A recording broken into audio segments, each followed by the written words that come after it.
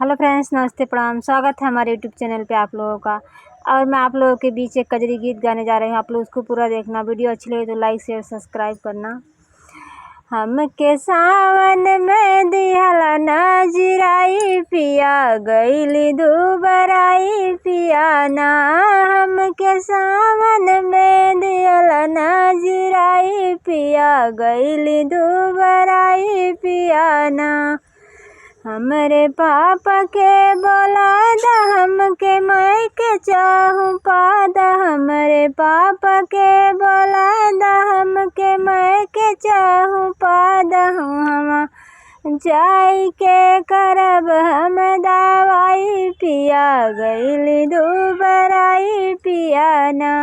हमके सावन में दियला नजराई पिया गईली दुबराई पिया ना। हमके सावन में दियला नजराई पिया गईली दुबराई पिया ना। हमरे चाचा के बोलाए दा हमके मैं के चाहूँ पादा।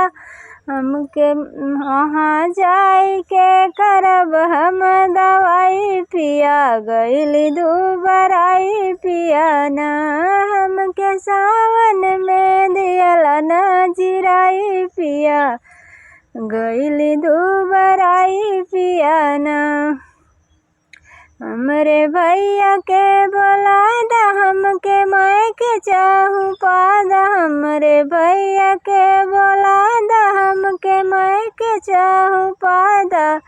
वहाँ जाई के करब हम दवाई पिया गईली दुबराई पिया ना।